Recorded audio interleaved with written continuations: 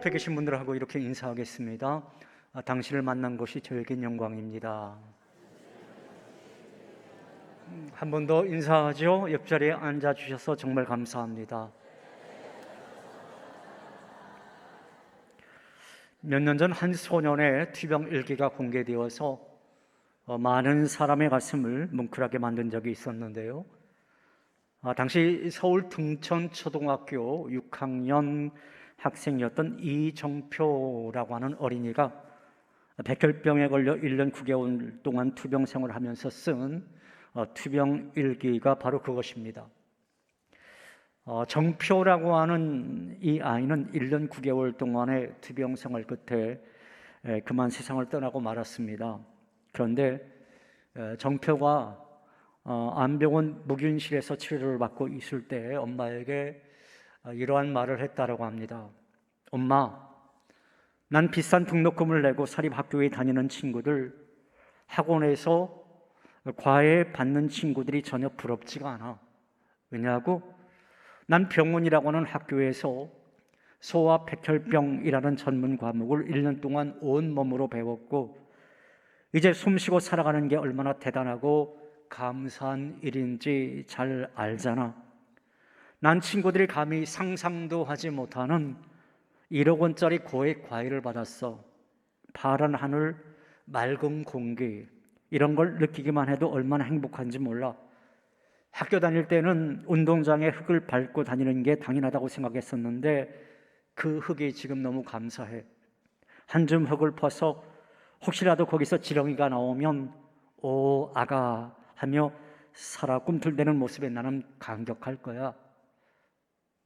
여러분은 땅을 밟고 살고 있다는 것에 감사를 해보셨습니까?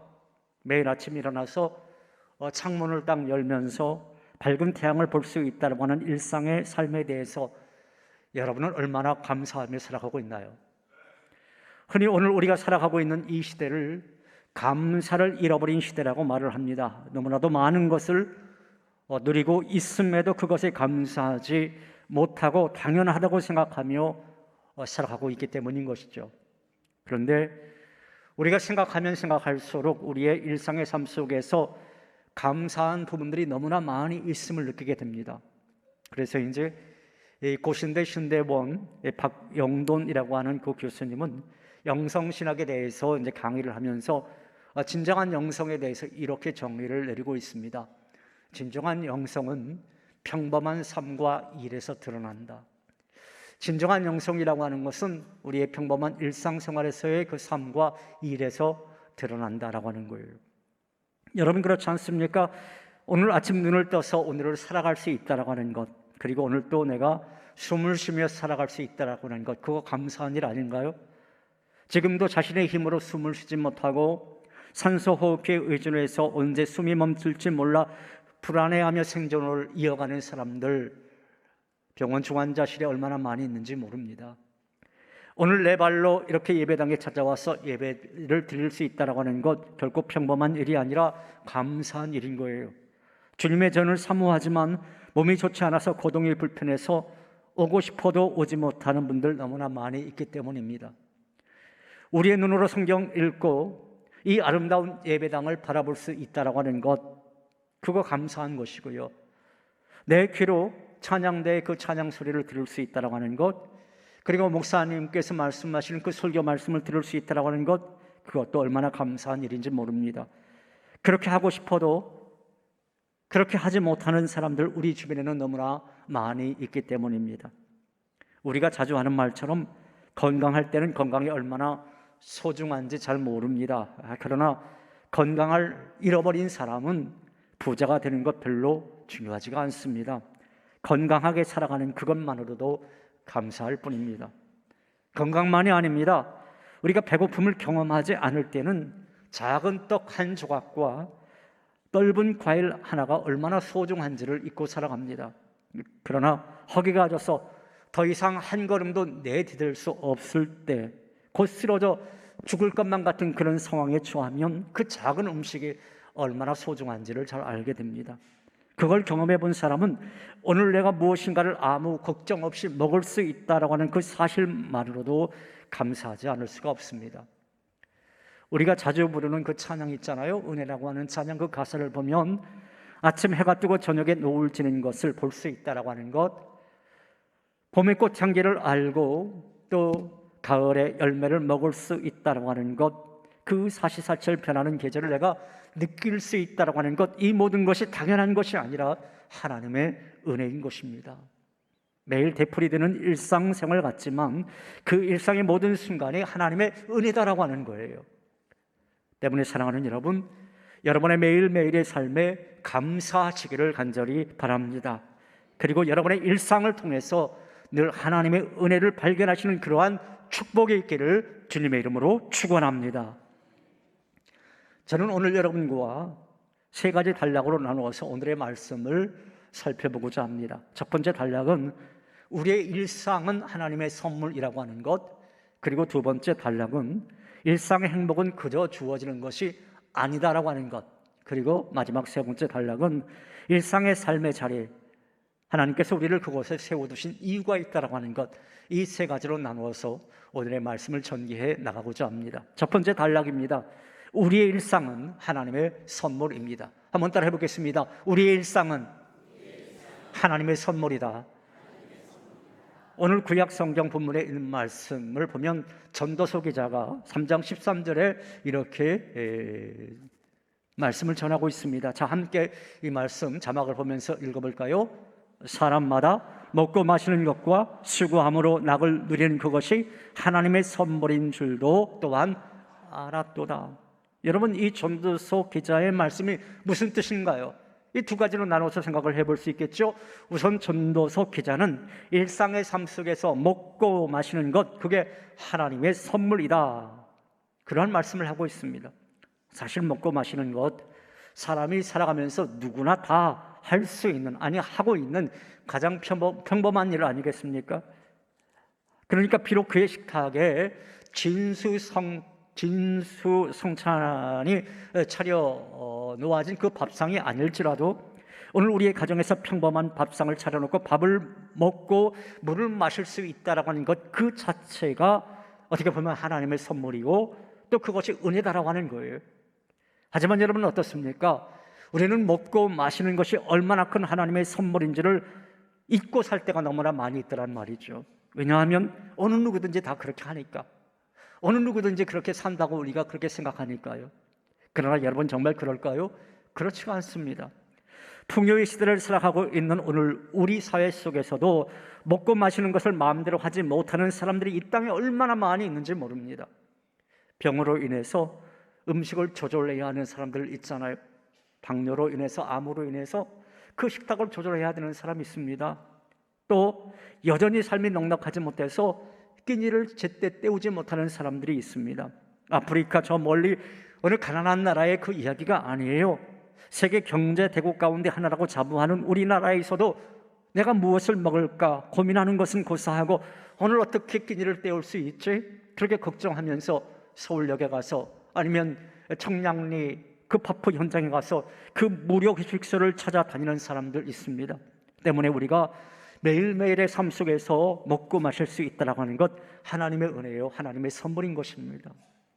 계속해서 전도서 기자는 수고함으로 낙을 누리는 그것이 하나님의 선물이다, 그렇게 말씀하고 있어요. 여기서 수고함으로 낙을 누린다라고 하는 것은요, 오늘 우리의 일상의 삶 속에서 내가 일을 할 수 있다라고 하는 것, 내 가족을 위해서 뭔가 수고하며 소득을 남길 수 있다라고 하는 것, 그리고 그것을 통해서 낙을 누리고 즐거움을 느끼며 산다라고 하는 것, 이게 은혜다라고 하는 거예요.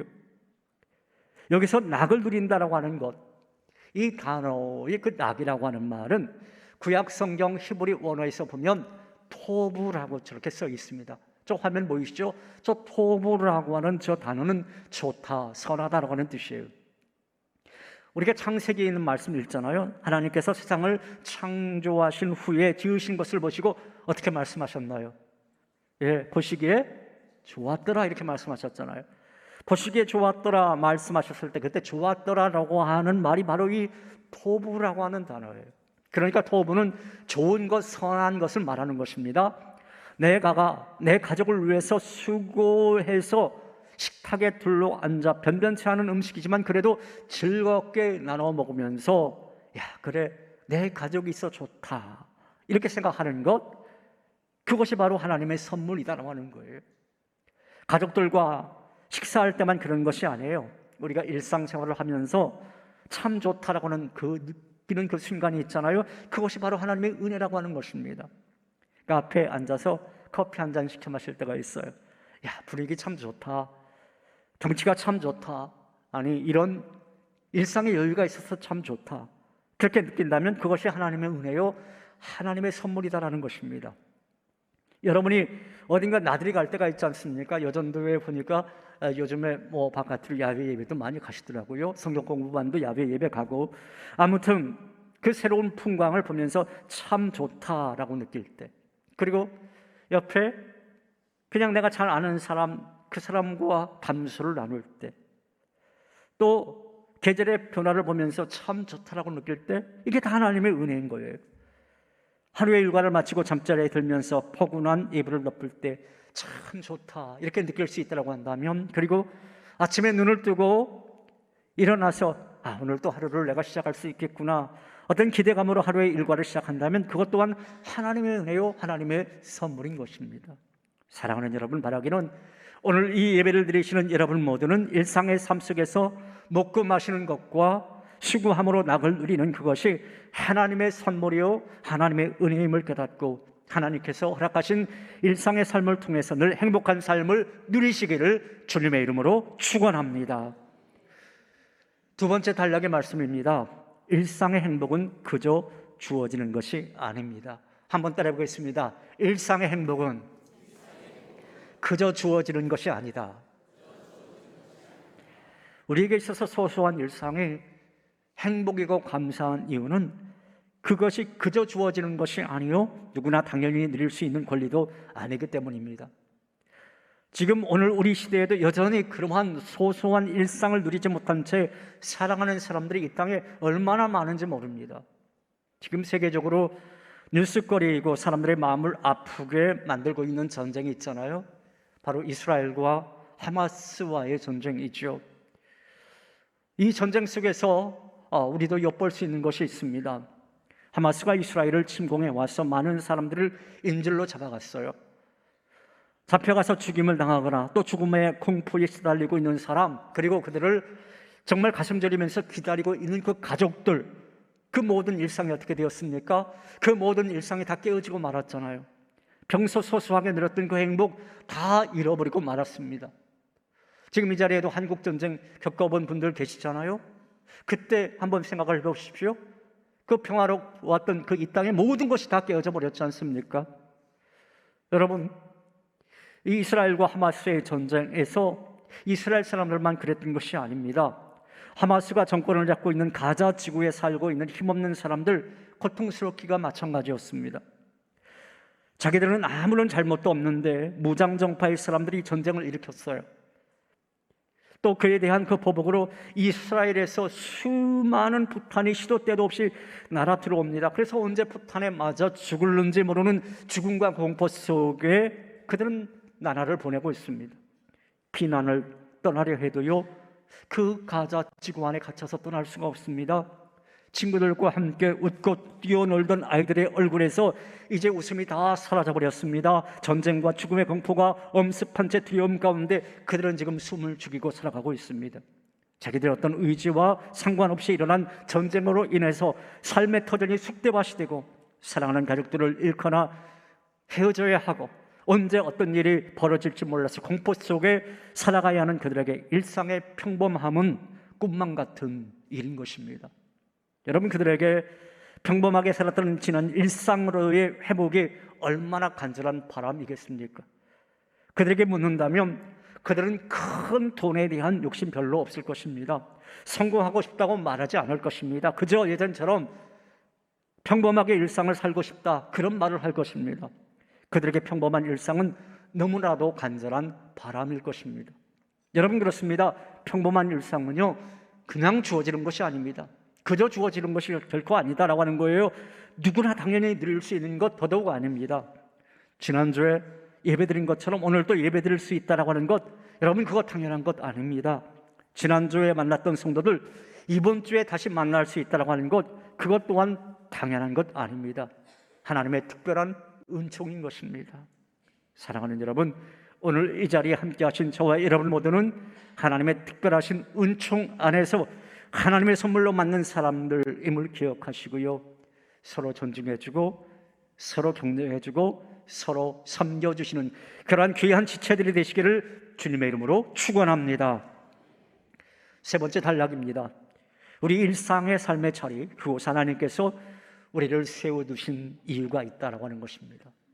한번 따라해 보겠습니다. 우리를 그곳에 세워두신 이유가 있다.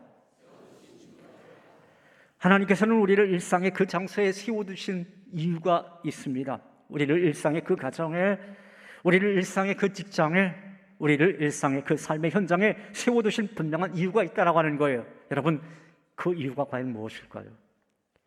오늘 우리가 함께 읽은 신약 본문의 말씀인 디도서라고 하는 이 서신서를 보면 사도 바울이 그의 믿음의 아들처럼 여겼던 디도에게 보낸 편지 글이에요. 디도는요, 유대인이 아닌 헬라 사람이었지만 이 사도 바울을 통해서 복음을 알았던 그러한 사람이었습니다. 그리고 양육을 잘 받았어요. 그래서 바울이 믿음의 아들로 여겼던 그런 사람이었습니다. 그래서인지 바울은 디도를 향해서 오늘 보면 4절에 있는 말씀 보면 어떻게 말씀하고 있느냐?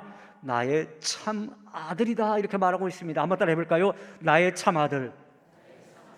여러분, 사도 바울이 결혼한 적 없잖아요. 그러니까 나의 참 아들처럼 양자처럼 여겼던 사람이 바로 이 디도였다라고 하는 거예요. 그리고 성경에 보면은 사도 바울이 여러 가지로 어려울 때, 그 전도 여행 때 디도와 함께 그 모든 사역을 감당했던 것을 볼 수가 있습니다. 그런데 그토록 사랑했던, 그리고 사랑스러웠던 그 디도를 그레데 섬에 그대로 남겨둔 이유는 과연 무엇 때문이었을까요? 사실 우리는 오늘 이 디도서 그 성경 본문의 배경에 대해서 정확하게 잘 알 수가 없습니다.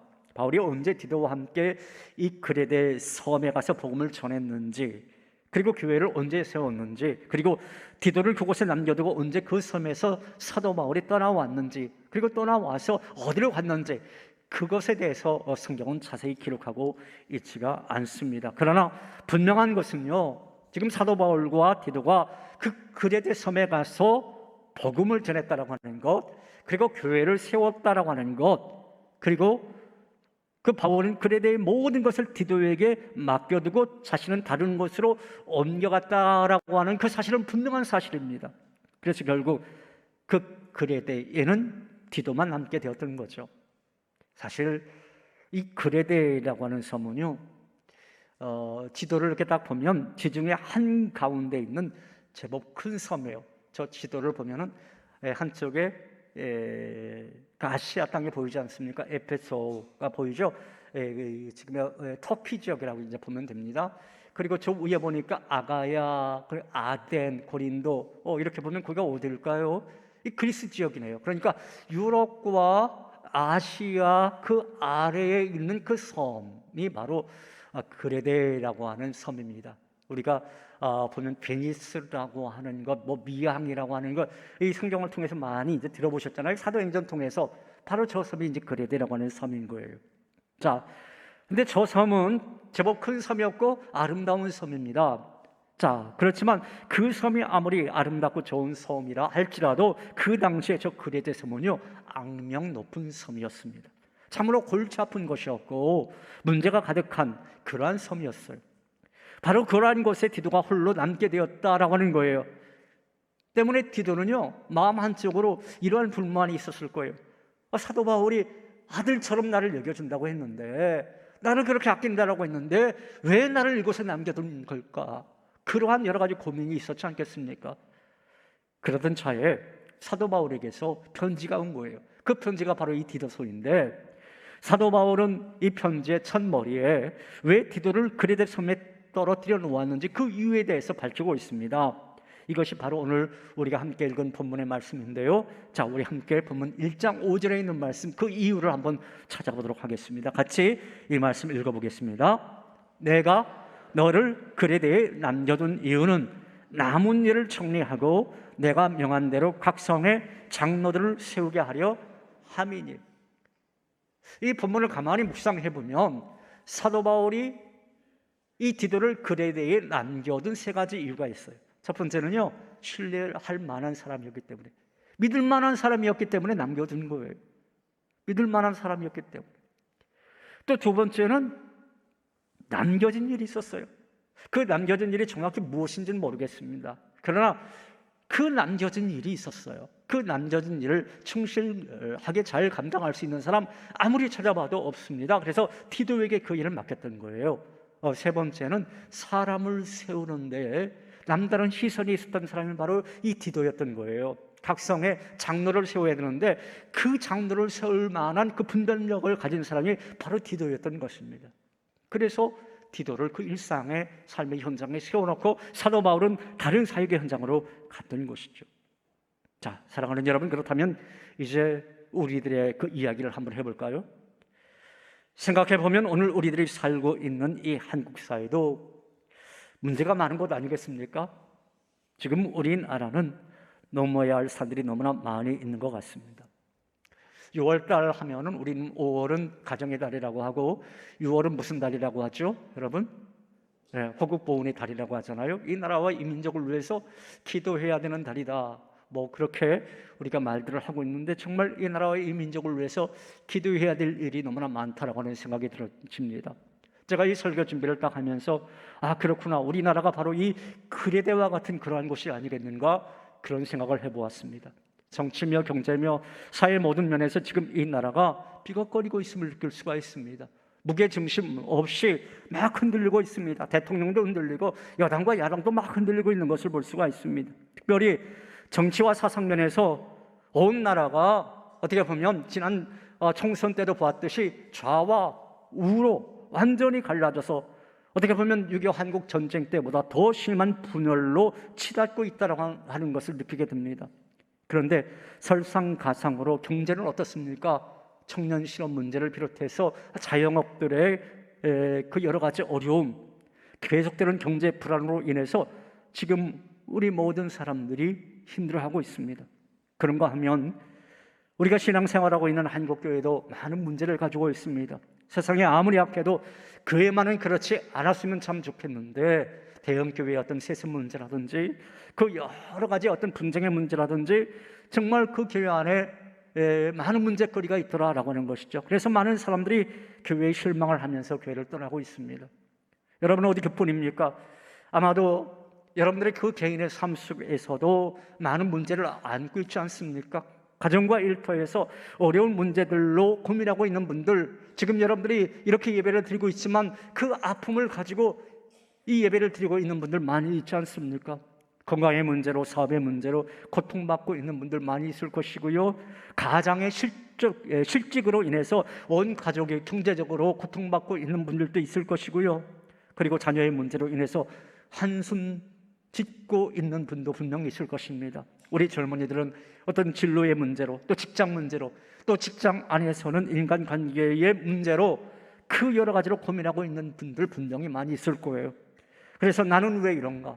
나는 왜 이렇게 살아야 하는가? 왜 우리 가족에게는, 우리 가정에는 이렇게 문제가 많은가? 내가 몸담고 있는 직장은 이런 문제투성이인가? 탄식하며 한숨 짓고 있는 분들 분명히 있을 것입니다.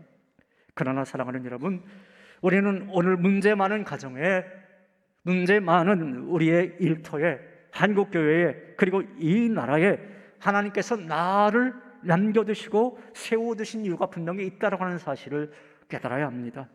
즉 우리는 세상의 악한 것들, 그리고 어려운 문제들로 가득한 그곳에 아들처럼 사랑하는 그 디도를 남겨둔 이유가 있다고 말하는 사도 바울의 음성을 우리를 향하신 하나님의 음성으로 들을 수 있어야 합니다.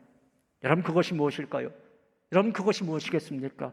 하나님께서는 바로 저와 여러분을 통해서 문제 많은 일상의 삶의 자리에 그 문제를 회복시키기 위해서, 그 부족함을 채워나가기 위해서 우리를 그 일터의 그 삶의 현장에 세워두셨다라고 하는 사실입니다. 다시 말해서 우리 가정의 아픔과 우리 직장의 여러 가지 문제와 한국교회의 문제와 이 나라의 부족함을 채우기 위해서 하나님께서 오늘 저와 여러분을 바로 그 일상의 터전에 부르셨다라고 하는 거예요. 그러므로 우리들은 이 그레데의 현실에서 도피하려 하지 말고, 왜 나에게만 이런 어려움이 있는 것입니까? 그렇게 원망도 하지 말고요, 오히려 하나님께서 이 문제 많은 것에 나를 남겨두신 분명한 이유가 있어 그 사명의식을 가지고 그것을 발견하려고 노력해야 할 것입니다. 여러분, 세상 사람들은 문제가 있으면 어떻게 합니까? 회피하려고 하잖아요. 그 문제 많은 그곳에서 도망가려고 하잖아요. 그러나 그것은요, 참된 신앙인의 모습은 아닌 거예요. 우리 신앙인들은 오히려 문제 많은 그곳에서 나의 존재의 가치를 역설적으로 발견할 줄 아는 사람이 되어야 하는 겁니다. 그러므로 우리는 우리에게 일어나는 그 어떤 일들 속에서 그 일이 아무리 어렵고 힘든 일이라 할지라도, 그 일이 내게는 너무나 괴로운 일이라 할지라도 하나님께서 왜 나를 이곳에 세워두셨는지 먼저 생각해야 할 것입니다. 그리고 그 속에서 오히려 역설적으로 나의 소명을, 또 나의 사명을 발견할 줄 알아야 할 것입니다. 사랑하는 여러분, 저는 여러분들이 지금 구체적으로 어떤 상황에 처해 있는지는 잘 모릅니다. 그러나 여러분들이 어떤 상황에 처해 있든지 간에 문제가 많은 그곳에서 그 문제를 회복하게 하기 위해서, 그 부족함을 채우기 위해서 하나님께서 저와 여러분을 그 일상의 삶의 터전 위에 세워두셨음을 기억하면서 언제나 여러분의 일상을 통해 하나님의 영광을 드러내는 그러한 거룩한 하나님의 백성다운 삶을 살아가시는 은혜가 여러분의 삶 가운데 펼쳐지시기를 주님의 이름으로 축원합니다. 지난주에 특별한 순서가 있었죠. 손경민 목사님 우리 교회 오셔서 찬양과 간증 집회 하셨잖아요. 저도 개인적으로 많은 은혜를 받았습니다. 여러 찬양을 불렀는데 익숙하게 부르지 않았던 찬양이 바로 일상이라고 하는 찬양이더군요. 그 찬양 이제 부르면서 은혜 받았고, 또 손 목사님과 그 사모님, 또 찬양 사역자 두 분과 함께 제가 제 방에서 이제 차를 좀 마셨는데요, 한 20분 동안 이야기를 하면서 서로 피차간에 많은 은혜를 받았습니다. 그 목사님도 저희 그 투병 소식을 듣고, 목사님 그 투병 와중에 이 교회 건축한 그 이야기, 또 이렇게 설교할 수 있다고 하는 것, 이것 또한 하나님의 큰 은혜다라고 하는 것. 그리고 그 목사님 지난주에 간증 들었지만 정말 많은 우여곡절이 있었잖아요. 그 삶 속에서 하나님께서 유명한 찬양 사역자로 세우셨다라고 하는 것, 그것에 대해서 피차 이야기를 나누고 또 은혜를 나눴던 그러한 시간이었습니다. 일상이라고 하는 이 찬양이 너무나 좋아서 그 목사님에게 그랬어요. 저 다음 주에 설교 제목 벌써 정했습니다. 제 설교 제목은 우리 일상을 통하여라고 하는 그 설교 제목입니다. 나의 일상을 통하여라고 하는 그 설교 제목입니다. 미리 지난주에 믿음 가지고 선포했는데 한 주간 그렇게 설교 준비를 했던 것이고, 이 일상이라고 하는 이 찬양곡 우리 함께 이 시간 불렀으면 참 좋겠습니다.